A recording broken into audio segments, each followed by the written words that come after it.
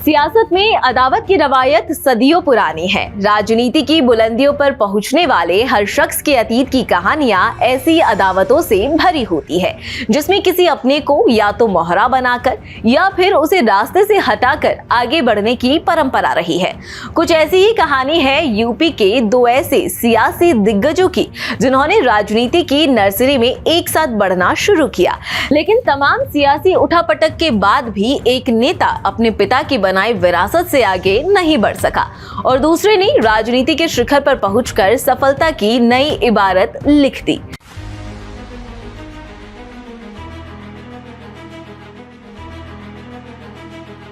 नमस्कार, आप देख रहे हैं भारत एक्सप्रेस। मैं हूं आपके साथ बबीता रैखवाल और आज की वीडियो में बात उस किस्से की जब अपनी ही सियासी गुरु के बेटे को धोबिया पछाड़ दांव से मुलायम ने दी थी करारी शिकस्त। राजनीति की नूरा कुश्ती के दो किरदार, एक आईआईटी से पढ़ाई करके आया युवा लड़का जो भारत के प्रधानमंत्री का बेटा था और दूसरा गांव के दंगल के अखाड़े में विरोधियों को चित करने वाला एक युवा जिसने एक प्रधानमंत्री से राजनीति के दांवपेच सीखे और आगे चलकर अपने सियासी गुरु के बेटे को धोबिया पछाड़ दांव से परास्त कर दिया। ये दोनों शख्सियत भले ही अब इस दुनिया में नहीं है, लेकिन उनके सियासी सफर और योगदान के किस्से आज भी प्रासंगिक बने हुए हैं। वो साल था 1987 का, जब लोकदल के राष्ट्रीय अध्यक्ष और किसानों के मसीहा के तौर पर पहचान रखने वाले पूर्व प्रधानमंत्री चौधरी चरण सिंह का निधन हो गया, जिसके बाद पार्टी के कार्यकारी अध्यक्ष बनाए गए हेमवती बहुगुणा। दूसरी तरफ चौधरी चरण सिंह के बेटे चौधरी अजीत सिंह राज्यसभा से सांसद थे और वो पूरी तरह से पार्टी पर अपना कंट्रोल बनाने की कवायद में लगे थे।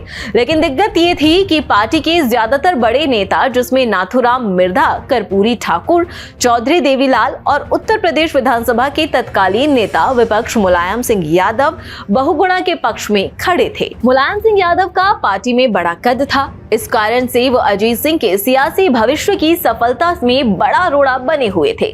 बस यहीं से दोनों के बीच में अदावत का दौर शुरू हो गया। कहा जाता है कि अजीत सिंह मुलायम सिंह यादव को नेता विपक्ष के पद से हटाने की कोशिश में जुटे थे, जिसकी भनक मुलायम सिंह को लग गई। ऐसे में एक मजे हुए सियासी खिलाड़ी की तरह मुलायम ने अपने भाई शिवपाल सिंह यादव को पार्टी के तमाम दफ्तरों को कब्जे में लेने का निर्देश दे दिया। बड़े भाई से मिले फरमान के बाद तमाम दफ्तर शिवपाल के कब्जे में आ गए। उधर अजीत सिंह ने साम दाम दंड भेद की राह पर चलकर पार्टी विधायकों से एक सादे कागज पर उनसे हस्ताक्षर ले लिए और बिना समय गवाए राज्यपाल और विधानसभा अध्यक्ष को विधायकों के समर्थन का पत्र सौंप दिया। इस चाल ने अजीत सिंह को फ्रंट पर लाकर खड़ा कर दिया और मुलायम को नेता विपक्ष की कुर्सी गंवानी पड़ी। हालांकि मुलायम सिंह यादव भी इस घटनाक्रम के बाद चुप बैठने वाले नहीं थे, जो अजीत सिंह भी बखूबी जानते थे और हुआ भी कुछ ऐसा ही। मुलायम सिंह यादव ने इसका बदला उस समय लिया जब केंद्र में वीपी सिंह की सरकार थी और वो उत्तर प्रदेश में अजीत सिंह को मुख्यमंत्री बनाना चाहते थे, लेकिन मुलायम सिंह यादव ने इसका खुला विरोध कर दिया। दिल्ली से आए पर्यवेक्षकों ने दोनों नेताओं को समझाने की तमाम कोशिशें की, लेकिन जब कोई भी बात नहीं बनी तो विधायकों की वोटिंग से मुख्यमंत्री बनाने का रास्ता तय हुआ, जिसमें बाहुबली नेता डीपी सिंह और बेनी प्रसाद वर्मा ने मुलायम के पक्ष में कई विधायकों को एकजुट करते हुए अजीत गुट के 11 विधायकों को अपनी तरफ खींच लिया।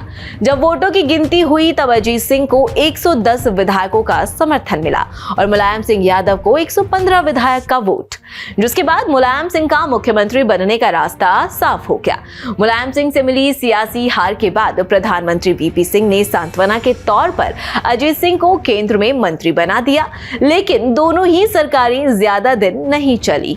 अजीत सिंह और मुलायम सिंह यादव के समय से चली आ रही अदावत की खाई कौन के बेटों अखिलेश और जयंत ने पाटने की कोशिश की। काफी समय तक गठबंधन में रहने के बाद अब इस बार दोनों नेताओं के सियासी रास्ते अलग अलग हो गए हैं। जयंत चौधरी ने अखिलेश यादव की समाजवादी पार्टी के साथ चले आ रहे सालों के गठबंधन को तोड़कर एनडीए के साथ चुनाव लड़ने का ऐलान किया है।